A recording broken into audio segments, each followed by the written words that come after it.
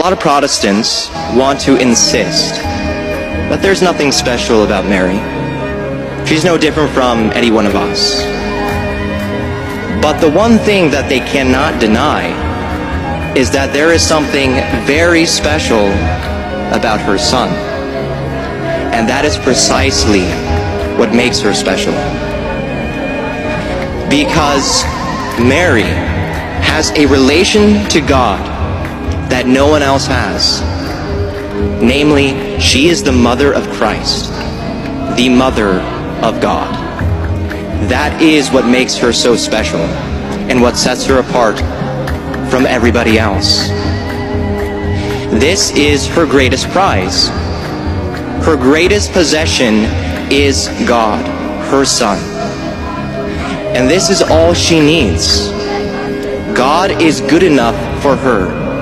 She needs nothing else. ነቢያት ሁሉ ተስፋቸው ይሄ ነው። ድንግል ትወልዳለች፣ አለቀ። ነፃ የሚያወጣ አምላክ፣ አለቅነት በጫንቃው የሆነ ስሙ ድንቅ መካር፣ ኃያል አምላክ፣ የሰላም አለቃ፣ የዘላለም አባት የሆነ እነዚህ ሁሉ ምን አይነት ስሞች ናቸው? እርሱነቱን የሚገልጹ የገላጭ ስሞች ናቸው። ኦኬ፣ እርሱነቱን የሚገልጹ የገላጭ ስሞች ናቸው። እና ሰው እንዲህ ያለ ልጅ በወንድ ከሆነች ሴት ይወለዳል እየተባለ ነው። ከድንግሊቱ ልክ ቅዱስ ጳውሎስ በኋላ ላይ ይመጣና ምን ይላል? ገላትያ ምዕራፍ 4 ላይ እግዚአብሔር በዘመን ፍጻሜ በዘመን ፍጻሜ አሁን ነቢያቱ ሲያዩ ነበር። አርቀው ማለት ከሩቅ አይተው ነው ሊሳለሙት የሚችሉት። እና የዛ ዘመን ፍጻሜ ደረሰ። በዘመን ፍጻሜ ከሴት የተወለደ ልጁን ላከ ይላል አይደል? እግዚአብሔር ከሴት የተወለደ ከግንበታቸው የተወለደ ልጁን ላከ ይላል። በዘመን ፍጻሜ ከማን? ከሴት የተወለደው። አሁን የዘመኑ ፍጻሜ ማለት በዛ አነጋገር የጌታችን የክርስቶስ ኢየሱስ መምጣቱ ነው። የእርሱ መምጣት ከድንግሊቱ ነው። እና ምንድነው ነቢያቱ የሆነ ነፃ የሚያወጣን ጌታ እኮ ይመጣልናል፣ እርሱ ደግሞ የሚመጣው ከሆነች ድንግል ነው ብለው ነው እያሰቡ ያሉት። አስባችሁ ታሪክ እየጠበቁ ያሉት የሆነ ነፃ አውጪ መሲህ ክርስቶስ ይመጣልናል፣ ጌታ ይመጣልናል ብለው ነው ባይዜ የሚያስቡት። ነቢየ እግዚአብሔር ዳዊትም ይላል ጌታዬን ጠላቶችን በእግርህ መረገጫ ለእግርህ መረገጫ እስካደርግ ድረስ በቀኝ ተቀመጥ አለው ይላል። ሰው ጌታዬን ነው የሚለው። ጌታዬን እና ኢየሱስን ማለት ጌታ እግዚአብሔር አብ ማለት ነው። ጌታዬን እግዚአብሔር ወልድም ነው። ጌታዬን መሲሁን ማለት ነው።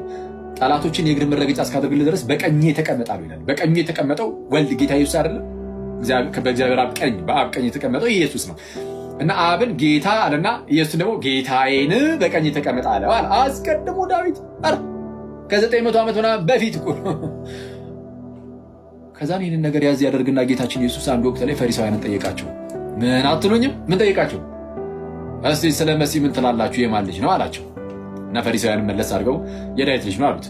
መሲሁ ሲመጣ የዳዊት ልጅ እንደሆነ ይታወቃል። በቃ እግዚአብሔር ለዳዊት ማለ ከወገብህ ፍሬ በዙፋን ላይ አኖራለሁ ብሎ ሰው አይጸጸትም ተባለ።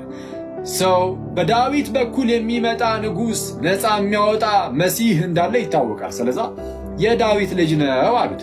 ጌታ ኢየሱስ ቀበል አድርግና ኦኬ የዳዊት ልጅ ነው አሉ። እንግዲያውስ የዳዊት ልጅ ከሆነ ዳዊት ታዲያ እንዴት በመንፈስ ጌታዬን ጠላቶችን የእግር መረገጫ እስካደርግ ድረስ በቀኝ ተቀመጥ እንዴት አለው? እንደዛ ሲል እንዴት ጌታዬ ብሎ ጠራው አለ። መሲሁ የዳዊት ልጅ ነው። ተመልከቱ ጋይስ፣ መሲሁ የዳዊት ልጅ ነው። አዎ ኦኬ። መሲሁ ለዳዊት ልጁ ከሆነ ታዲያ ይሄ ዳዊት ራሱ መልሶ መሲሁን እንዴት ጌታ ያለው? የራሱን ልጅ ከራሱ ዘር የሚመጣውን ጌታዬ ብሎ ይጠራዋል በመንፈስ ገና ሳይመጣ ከ900 ዓመት በፊት እንዴት ጌታ ያለው ብሎ ጠየቃቸው። ከየት መልስ ይምጣ? ከየት መልስ ይምጣ? እንዴት ጌታ ያለው ግን ታውቃላችሁ? እናንተስ እንዴት ጌታ ሊለው ቻለ? ከ900 ዓመት በፊት ገና ከ900 ዓመት በኋላ ከልጅ ልጅ የሚመጣውን የሚመጣውን ጌታዬ አረ ዳዊት ያያችሁ ነው ጋይስ፣ እንዴት አለው ኢየሱስን። አሁን እዚህ ንግግር ላይ ዳዊት አስደንቆናል። የዛ የሚመጣው መሲህ ማንነት ደግሞ ስንመለከት ክርስቶስ ያስደንቀናል። አረ ኢየሱስ ያስደንቀናል። ያኔ ደግሞ አይደለ? እንዴት ጌታ ያለ? እስቲ እንዴት ጌታ ያለው? እንዴት ጌታ ሌሎች አለ? ኢየሱስ በሌላ ስፍራ ደግሞ ምን አለ? በዚህ በራእይ ለምሳሌ ምዕራፍ 16 ላይ እኔ የዳዊት ስርና ዘር ነኝ። እኔ የዳዊት ስርና ዘር አይደል? የሚያበራ የንጋ ኮከብ ነኝ ብሎ ጌታ ኢየሱስ ተናገረ። ኢየሱስ ለዳዊት ዘሩ ብቻ ሳይሆን ስሩም ጭምር ነው። አለቀ። ኢየሱስ ለዳዊት ዘሩ ነው። አዎ ከእርሱ ዘር ተገኝቷልና የዳዊት ዘሩ ነው። ግን የዳዊት ዘሩ ብቻ ግን አይደለም የኔ ተወዳጆች፣ የዳዊት ምኑም ጭምር ነው፣ ስሩም ጭምር ነው፣ አስገኙም ነው። ሁሉ በእርሱ ሆነ ተብሎ የተነገረለት የእግዚአብሔር ቃል ነው ኢየሱስ። የእግዚአብሔር ቃል ከመሆኑ አንጻር ሁሉ በእርሱ የተገኘ ስለሆነ ዳዊት ራሱን በእርሱ የተገኘ ነው። የዳዊት ስሩ አስገኘው ኢየሱስ ነው። የዳዊት አስገኘው የሆነው እርሱ ከዳዊት ደግሞ በስጋ ሲገኝ እናያለን። ስለዛ ክርስቶስ በስጋ ከአባቶች መጣ እንደተባለ የት ሮሜ 9 ለምሳሌ ምን ብሎ ተናገረ ቅዱስ ጳውሎስ? ሮሜ 9 ቁጥር 5 ላይ አባቶች ለእነርሱ ናቸውና ይልና፣ ያው ለአይሁዳውያን አባቶችም ለእነርሱ ናቸውና ከእነርሱም ደግሞ ክርስቶስ በስጋ መጣ ይላል። ከእነርሱም ደግሞ ክርስቶስ በምን? በስጋ። ምክንያቱም አስቀድሞ ከስጋ ውጭ ያለ ህልውና አለው። የእግዚአብሔር ቃል እንደመሆኑ መንፈስ ሆኖ የእግዚአብሔር ቃል እንደመሆኑ ያለ ስጋ ይኖር ነበረ ከዘላለም። እርሱ ግን በስጋ ከአባቶች መጣ ነው። ኦኬ ምንድነው? ከእነርሱም ክርስቶስ በስጋ መጣ ይልና እርሱም ጌታ ኢየሱስ ማለት ነው ከሁሉ በላይ ሆኖ ለዘላለም የተባረከ አምላክ ነው አሜን ይላል። እርሱም ከሁሉ በላይ ሆኖ ለዘላለም የተባረከ አምላክ ነው እና ለማንኛውም ጌታ ኢየሱስ የዳዊት ዘር ብቻ ሳይሆን ስሩም ጭምር ነውና ዳዊት ልጄ ብሎ ቢጠራው እንኳን ጌታዬ ይሏል ደግሞ መልሶ። ስለዛ ጌታዬን ጠላቶችን ለእግር መረገጫ እስካደርግልህ ድረስ በቀኝ ተቀመጣለሁ ብሎ ሲናገር ነው ያለና አሁን እነ ዳዊት ሳይቀሩ ጌታዬ ብሎ የሚጠብቁት የሆነ ልጅ አለ እና ያን ልጅ ደግሞ ሲጠብቁት ከድንግል ይወለዳል ብሎ ነበር ሲጠብቁ የነበሩት። ኦኬ ከሆነች ድንግል። ስለዛ የዛች ድንግል መምጣት ድንግሊቱ መጣች።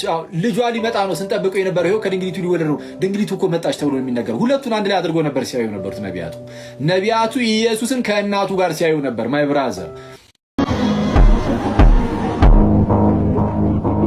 ብንሰርቅም ባንሰርቅም እንኳን ክርስቲያን ሆን መቤቴ እንኳን ኦርቶዶክስ ሆን ጾማችን የመላእክት ማህሌታችን የመላእክት ስርዓታችን ለመላእክት